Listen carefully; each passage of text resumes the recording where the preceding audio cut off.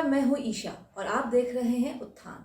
और आज हमारे साथ हैं doctor B R Ambedkar university, जो कि हम आगरा यूनिवर्सिटी के नाम से भी जानते हैं, उसके vice chancellor doctor Ashok Mittal ji. Sir welcome. धन्यवाद। सर, जैसे कि हम सभी जानते हैं कि पहले आगरा यूनिवर्सिटी का स्तर बहुत अच्छा हुआ करता था, लेकिन आज जब हम स्टूडेंट से बात करते हैं या टीचर से बात करते हैं तो हमें वो स्तर नहीं दिखता, बहुत नीचा दिखता है। ऐसा क्यों? आपने बिल्कुल सही कहा। आगरा यूनिवर्सिटी इस देश के तीसरे नंबर की यूनिवर्सिटी थी।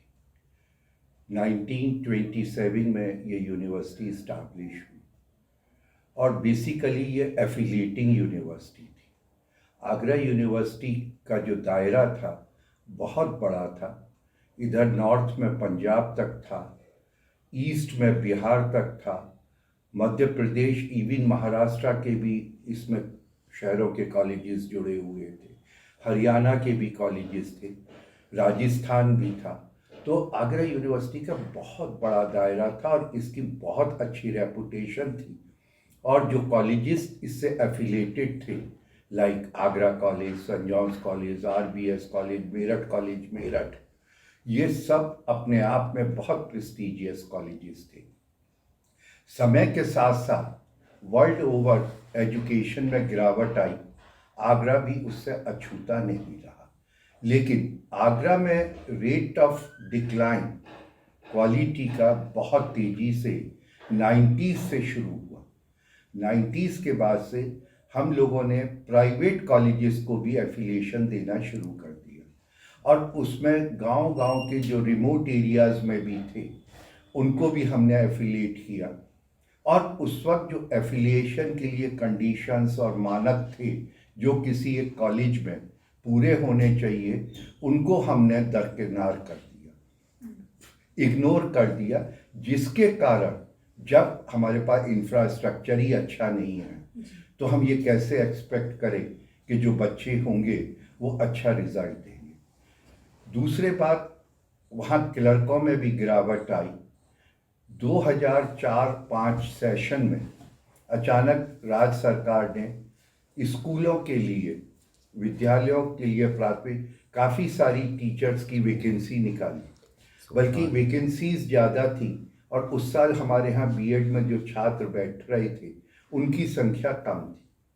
तो वहाँ कर्मचारियों ने साठगांठ करके फर्जी छात्रों के नाम ऐड करके और उनको भी मार्कशीट दी और उसमें से बहुत से लोग उन फर्जी मार्कशीटों से नौकरी भी पाई।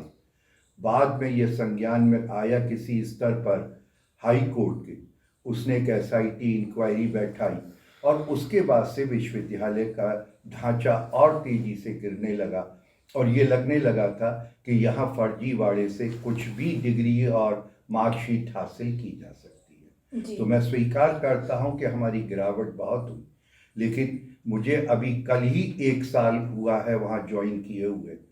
इस 1 साल में मैंने इस फर्जीवाड़े को बहुत कुछ चेक करने की कोशिश की।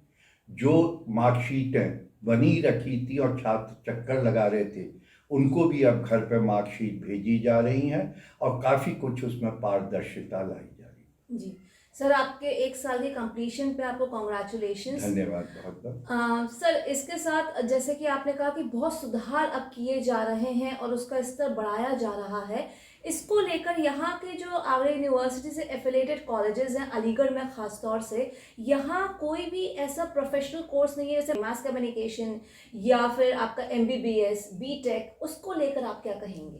देखिए, MBBS के लिए तो बहुत ज़्यादा इंफ्रास्ट्रक्चर की और उसकी ज़रूरत होती है और उसका रिकॉग्निशन या उसका एफिलिएशन अब हम लोग नहीं देते हैं। अब अलग से उत्तर प्रदेश सरकार ने मेडिकल की अपनी एक यूनिवर्सिटी बना दी है, उससे होगा। BTech का हम लोग देते रहे थे, लेकिन अब AKTU करके उसकी भी टेक्निकल यूनिवर्सिटी बन गई है, वो उससे एफिलिएटेड है, इसलिए वह हमारे परिक्षेत्र में, हाँ, जो और कोर्सेज हैं जैसे फार्मेसी के हैं, लाइब्रेरी साइंस के हैं, आपने सही कहा, मास कम्युनिकेशन के हैं, हम इसके लिए कॉलेज स्वतंत्र हैं। अगर वो हमारे यहाँ अप्लाई करते हैं, हम उनकी जो इंफ्रास्ट्रक्चर की स्थिति देख के उनको कोर्सेज देने के लिए राजी हैं। इस बार भी डीएस कॉलेज में हमने 3 नए कोर्सेज दिए हैं, जिसमें कंप्यूटर साइंस है, हेल्थ है और एक कोर्स शायद बीबीए का भी है।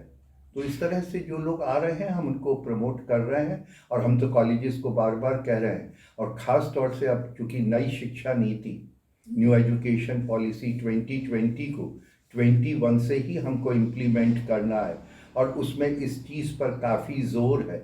तो मैंने अभी टास्क फोर्स बनाए हैं, कॉलेज के प्रिंसिपल्स का वर्कशॉप भी कराया है।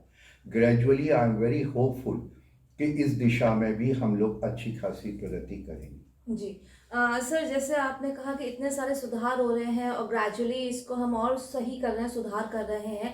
एक अभी फ़िलहाल में ही आया था, जैसे एलएलबी के एग्ज़ाम्स हुए थे, तो उसमें ऑलमोस्ट 90% जो स्टूडेंट्स थे जो पास नहीं कर पाए थे। तो उसके संदर्भ में अगर हम पूछते हैं कि एग्ज़ाम्स जो होते हैं डिले हो जाते हैं, रिज़ल्ट्स डिले हो जाते हैं, एडमिशन्स डिले हो जाते हैं, उसके कॉन्टेक्स्ट में आप क्या कहना चाहेंगे?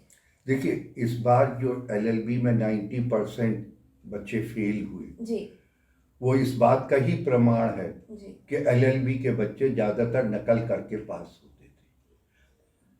क्योंकि इस बार कोरोना महामारी से हम लोग जूझे, और उसमें ये निर्णय लिया गया कि बजाय सब्जेक्टिव पेपर के ऑब्जेक्टिव टाइप पेपर हों, जिससे कि हम लोगों को इवैल्यूएशन में दिक्कत ना आए। क्योंकि अगर सब्जेक्टिव पेपर होते, शिक्षकों को आगरा बुला के कॉपी जचवानी पड़ती, और कोरोना काल में कोई भी शिक्षक अपने शहर से या घर से बाहर निकलने को राजी नहीं था।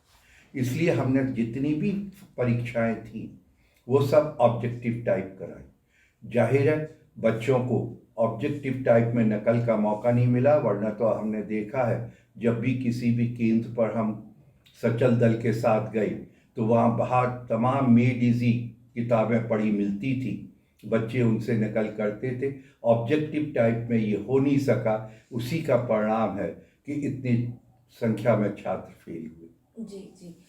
सर, अगला मेरा सवाल है कि आगरा यूनिवर्सिटी से, क्योंकि यहाँ पर काफ़ी कॉलेजेस हैं अलीगढ़ में जो एफिलिएटेड हैं, तो इससे लेके यहाँ पर कोई नोडल ऑफिस क्यों नहीं बनाया जाता, जिससे कि स्टूडेंट्स को आगरा ना जाना पड़े बार-बार?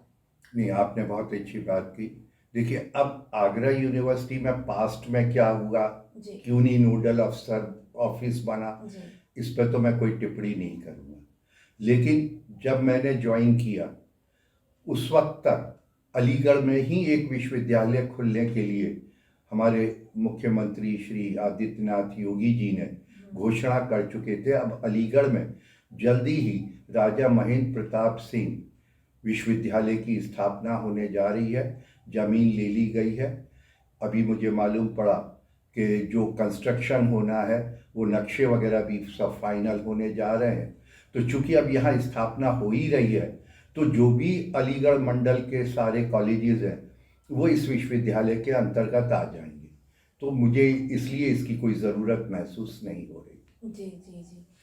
सर, हमारा अगला सवाल ये है कि आप क्योंकि खुद एएमयू में इकोनॉमिक्स के प्रोफेसर रहे हैं, तो अभी फ़िलहाल में जो बजट आया है 2020-21 का, उसके बारे में आपके क्या विचार हैं? मैं ये कहूँगा कि इस आपदा के दौर में इससे अच्छा बजट नहीं हो सकता। इसके लिए मैं अपने माननीय प्रधानमंत्री श्री नरेंद्र जी का बहुत तहे दिल से शुक्रिया भी अदा करता हूँ और उन्हें धन्यवाद देता हूँ, और उनकी वित्त मंत्री साहिबा को भी धन्यवाद देता हूँ कि इतने हार्डशिप में और इतना अच्छा बजट पेश किया। पहली बात तो है कि इस बजट में पहली बार इंफ्रास्ट्रक्चर पर इतना ज़्यादा ध्यान दिया गया। ये बात ज़रूर है कि इंफ्रास्ट्रक्चर पे जो इन्वेस्टमेंट किया जाता है, क्योंकि जेस्टेशन पीरियड लंबा होता है, इसके परिणाम कुछ समय बाद आएंगे, अभी हमको महसूस नहीं होंगे। लेकिन इंफ्रास्ट्रक्चर से आगे हमारी जो इकोनॉमिक ग्रोथ है उसमें तेज़ी आएगी। जो भारतवर्ष की इकोनॉमिक ग्रोथ थोड़ा स्लो चलती है, उसमें हम लोगों ने हमेशा ये चर्चा किया कि इंफ्रास्ट्रक्चर हमारे यहाँ पुअर है, उसको बढ़ाना चाहिए। तो चूँकि इंफ्रास्ट्रक्चर पर काफ़ी ध्यान दिया गया है, इससे मैं बहुत उम्मीद है कि 2-3 साल बाद हमारी रेट ऑफ ग्रोथ तेजी से बढ़ेगी। दूसरी बात, जब इंफ्रास्ट्रक्चर पे इन्वेस्टमेंट होगा, नए नए काम होंगे, सड़कें बनेंगी, पुल बनेंगे, तो लोगों को एम्प्लॉयमेंट भी मिलेगा। जी तो इसलिए मुझे उम्मीद है कि हमारे यहाँ एम्प्लॉयमेंट अपॉर्चुनिटीज़ भी बढ़ जाएंगी। जी दूसरी बात, ट्रांसपोर्टेशन पे भी काफ़ी ध्यान दिया गया है कि नए नए मेट्रोज की किया जाएगा, वो भी एक बहुत ही अच्छा कदम है। तीसरी बात, हेल्थ पर, जो कि हम लोगों ने कोरोना से सबक लिया कि अब हमको अपने को एडवांस में किसी भी अनएक्सपेक्टेड आपदा के लिए तैयार रहना होगा। तो हेल्थ पे भी पर्याप्त ध्यान दिया गया है। कृषि पर, चूंकि किसानों की समस्या उस वक्त चली रही थी, हम लोग एक्सपेक्ट भी कर रहे थे कि किसानों के लिए भी इस बजट में विशेष ध्यान दिया जाएगा, तो वो भी पूरी तरह से दिया। बस दो ही चीज़ें रह गई।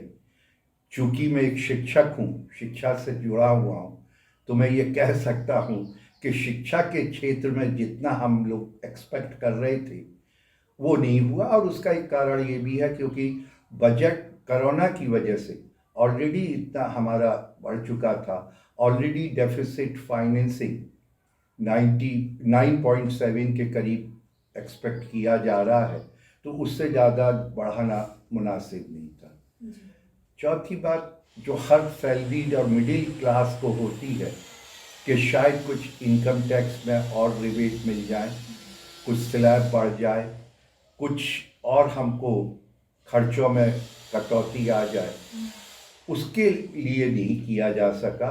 और वो भी एक ही कारण है कि क्योंकि इस वक्त कोरोना में काफ़ी कुछ खर्च हो गया था, तो गवर्नमेंट अगर स्लैब बढ़ा देती या और रिबेट्स देती तो हमारा फिस्कल डेफिसिट और बहुत बढ़ और जाता। बढ़ जाए। उम्मीद है कि अगर हम इस एक साल में अच्छे से इस बजट के परिणाम आने शुरू हो गए, तो आई एक्सपेक्ट कि नेक्स्ट ईयर के बजट में मिडिल इनकम को भी ध्यान में रखा जाए।